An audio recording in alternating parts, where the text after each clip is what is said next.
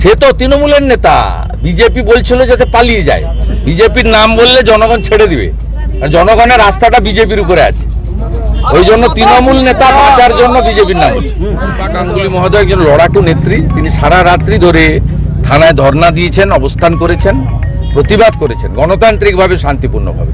তার গ্রেপ্তার বেআইনি, অগণতান্ত্রিক এবং শান্তিপূর্ণ গণতান্ত্রিক আন্দোলনের কণ্ঠরোধের প্রয়াস বলেই মনে করি।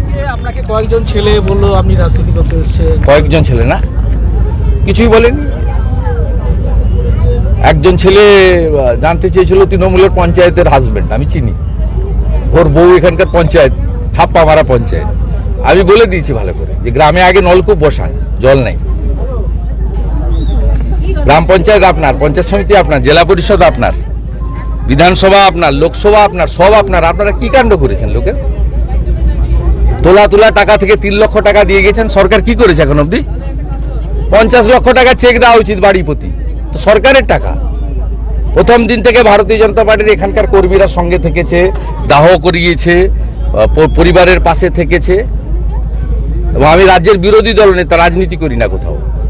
আমরা আমাদের দলের পক্ষ থেকে আজকে প্রত্যেকটা পরিবারকে 1 লক্ষ করে টাকা এবং কিছু সামনে পুজো আছে, কিছু গার্মেন্টস বা কিছু রিলিফ মেটেরিয়াল দিয়ে গেল। গ্ল্যাডলি অ্যাকসেপ্ট করেছে, সবাই নিয়েছে। একটা কথা আপনি বললেন যে বার্ধক্য বা বিধবা ভাতা যদি চালু না হয় আপনারা ব্যবস্থা। বার্ধক্য ভাতা, বিধবা ভাতা 1000 টাকা করে দেওয়া হয় এনএসএপি প্রোগ্রামে, national social assistance programme. Bharat সরকার 800 টাকা দেয়, রাজ্য সরকার 200 টাকা দেয়। এরা নিজেদের নামে চালায় যে পিসির টাকা। 1000 টাকার 800 টাকা দেয় ভারত সরকার, দিল্লি থেকে আসে 200। এবং এদের পাওয়া উচিত, এই পরিবারগুলো সব কিছু পাওয়া উচিত। যদি না করে 3 মাস পরে আমরা কোনো এনজিওকে দিয়ে ব্যবস্থা করে দেবো ভাতার। আর যতগুলো ছেলে মেয়ে আছে তাদের পড়াশোনার সব দায়িত্ব আমরা নেব। ভারত সেবাশ্রম সংঘকে বলবো দরকারে বালিগঞ্জে দিলীপ মহারাজকে রিকোয়েস্ট করবো সেখানে আবাসিকে রাখবে। তাদের জন্য যে মিনিমাম খরচ আছে আমরা আমাদের দলের পক্ষ থেকে বহন করব, সেটা বিরোধী দলনেতা দায়িত্ব নিয়েছে। দুটো প্রশ্ন, সেটা হচ্ছে রূপা গাঙ্গুলি গ্রেপ্তার হলেন বাঁশদ্রোণীর এই ঘটনার পরে, অবস্থান বিক্ষোভ, তাকে টেনে নিয়ে গেলেন, বললেন যে আমার। রূপা গাঙ্গুলি মহোদয় একজন লড়াকু নেত্রী, তিনি সারা রাত্রি ধরে থানায় ধর্ণা দিয়েছেন, অবস্থান করেছেন, প্রতিবাদ করেছেন গণতান্ত্রিকভাবে, শান্তিপূর্ণভাবে। তার গ্রেপ্তার বেআইনি, অগণতান্ত্রিক এবং শান্তিপূর্ণ গণতান্ত্রিক আন্দোলনের কণ্ঠরোধের প্রয়াস বলেই মনে করি। গতকাল সারাদিন ধরে বাঁশদ্রোণীতে যা হলো, এই মানুষ জেগে উঠেছে, এখানকার মানুষকেও জাগতে হবে। বাঁশদ্রোণী ওই এলাকা, যাদবপুর এলাকা, ওখানে তৃণমূলের গুন্ডাগর্দি, পুলিশকে নিয়ে সবাই জানে। এই প্রথম কলকাতাতে পুলিশকে কাদাতে চুবিয়েছিল এবং ভারতীয় জনতা পার্টির মহিলা নেত্রীরা ওখানে নেতৃত্ব দিয়েছেন। এই ধরনের একটা পাশবিক যে কাণ্ড ঘটেছে, একটা বাচ্চার উপর দিয়ে লোডার চালিয়ে দেওয়া হয়েছে, তার প্রতিবাদ তারা সেখানে করেছেন। এটা গ্রামে গঞ্জেও ছড়াতে পারলে, ভয় কাটাতে পারলেই হবে। আপনি দেখুন না, এখানে আমি আসবো, কেউ আমার পরিবারগুলো জানে, 2-1 জন জানে।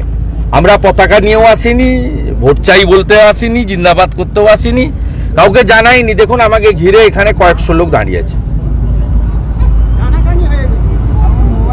গোটা রাস্তা জুড়ে দেখুন মহিলারা দাঁড়িয়ে আমাকে রিসেপশন করেছে, আমিও ওদের সঙ্গে দাঁড়িয়ে কথা বলতে এলাম। এইটা হচ্ছে মানুষের অরিজিনাল অভিব্যক্তি। মানুষ এই যে পাশে ধারে পাশে মানুষ না, এরা মুক্তি চায়, শুধু ভয় আছে। কারণ তৃণমূলের সঙ্গে গুন্ডা আছে, আর গুন্ডারা না পারলে পুলিশ আছে। এখানকার ভারতীয় জনতা পার্টির প্রত্যেকটা কার্যকর্তাকে 2 মাস 3 মাস করে জেল খাটানো হয়েছে। অসংখ্য মিথ্যা মামলায় তারা জর্জরিত। গতকাল বাঁশদ্রোণীতে এক ভদ্রলোক এসে পুলিশের হয়ে পরিচয় দিয়ে প্রথম এলেন, তারপরে যারা আন্দোলনকারী তাদেরকে মারধর করে। সেটা ফুটবলের মতো ছুটছিল, একবার ওদিকে একবার এদিকে। পরে বললাম আমি খেলায় না পড়লে বিড়াল গাছে উঠে না। বলছে আমি বিজেপি। তারপর বলছে আপনি কি করেন? বল আমি বিজেপি। সে তো তৃণমূলের নেতা, বিজেপি বলছিল যাতে পালিয়ে যায়। বিজেপির নাম বললে জনগণ ছেড়ে দিবে, আর জনগণের রাস্তাটা বিজেপির উপরে আছে। ওই জন্য তৃণমূল নেতা বাঁচার জন্য বিজেপির নাম বলছে। ধন্যবাদ।